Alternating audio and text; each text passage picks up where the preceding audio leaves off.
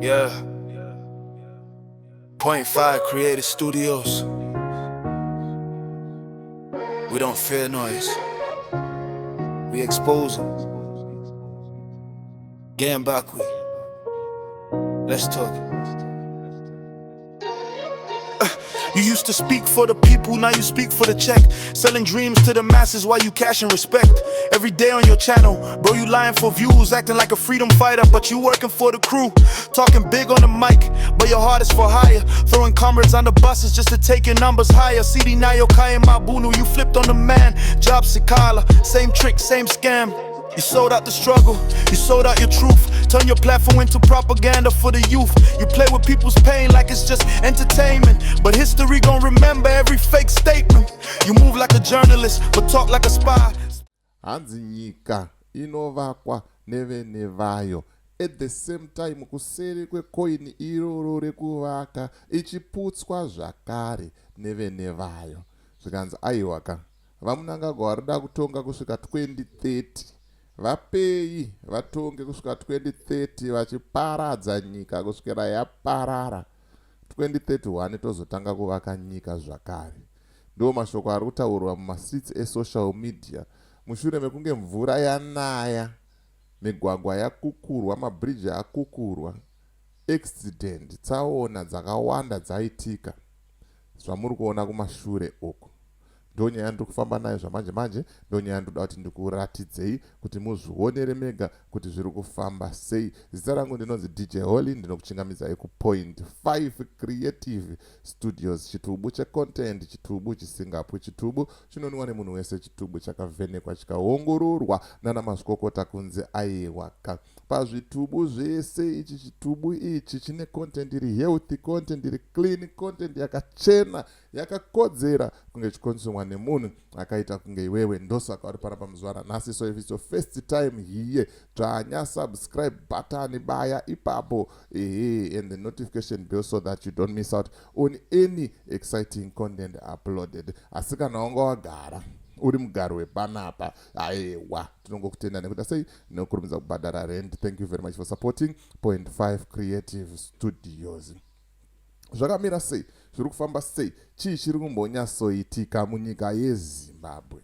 Panapa ndine tweet randinaro randoda kukuverengerai. Pandisati ndapinda mutweet rangu iroro zvizere, ndikuti kana une bhizimusi raunaro rauda kushambadzirwa, ndibate namba dzangu ndo dziri pascreen idzo. Kana une nyaya yaunayo yauri kuda kuti ndifambire, ndibate futi pasame number ipapo. Nyaya dzacho tinongodzifambira tisingatye, tisingavhunduke uye tisingakwate madinga eZanu PF waragashi vanouya mucomment section vachitaura zvinhu zvisina kutsarukana. Anditika right, regai tione kuti zviri kumbonzi chii uyezve zvakamira wane wane, chii chiri kuitika apo. Tweet racho ndeiro, zvikanzi nyika inopondwa nevene vayo. The other side of the coin which the dump ED affiliates have conveniently ignored to tell the citizens the whole truth. Hanzi nyika iri kupondwa nevene vayo, iri kuuraiwa nevene vayo, but havasi kuda kuzvitaura. Zvavanongomhanya kutaura chete ndechekuti ED huchi, ED works. Yes he is. Hanzi ngatiwirirane, ED ari kushanda and ED huchi bo zvese bo ngatiwirirane ipapo. ED works. Zvikanzi asi mabasa ake, his works speak for themselves. Mabasa ake anongotaura pazve zvawo, ari kungotaura zviri kuonekwa. Zvikanzi give him more years until 2030 to finish the demolition job. Mupei kusvika 2030 aparadze kusvika nyika yaora yasara isisina kana chinhu, because hapana kana chinhu chimwe chete chamuri kutaura kuti chiri kushanda. Ikonomi yadhakwa, corruption yazara munyika, chifambi, magetsi hakuna, mvura hakuna, mabasa hakuna, mayouth azara nemadrugs. Zvawanda zviri kuitika, zvawandisa zviri kuitika. but the government is turning a blind eye. Havasi kukwanisa kutaura, havasi kukwanisa kuzviona. Ndoda kuti ndikuratidze some of the images here akaitika mushure mekunge kwanaya mvura. Ibhazi ranyura iro. Bhazi ranyura. Apa muchiti idhuchi. Vapei kusvika 2030 baba vachitonga iro. Bhazi mugwagwa iyo. Yamuri kugadzira iyo. Makangogadzira tirabhabhilasi mukazviona kunge mapenga, but mamune dzimwe nzvimbo dzamaifanirwa kugadzira. Mari yese yakabiwa patirabhabhilasi yaitokwanisa kugadzira mugwagwa uyu. Toenda apo.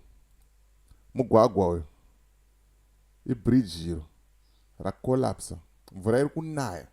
Ende Mwari atikomborera kuti mvura inaye gore rino. Mvura yanaya kudaro yaakutaita sei? Yaakukanganisa migwagwa. But kuvarimi inokwanisa kuita sei? Inenge yakanaka kuti varime. But migwagwa yacho yagarisawo ka. Migwagwa yenguva yaSmith isingatombozive kuti renovation resurface chii chinombofamba sei pamugwagwa.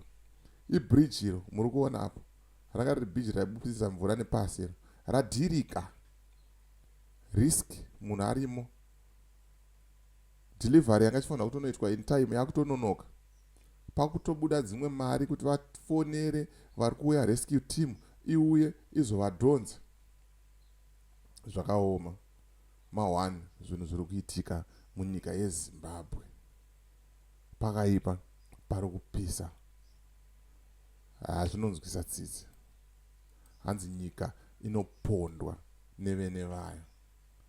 Ameno kuti kufamba kwacho ndo kufamba kwacho here. Ndo murovero wacho here. Ndo mavakiro acho here.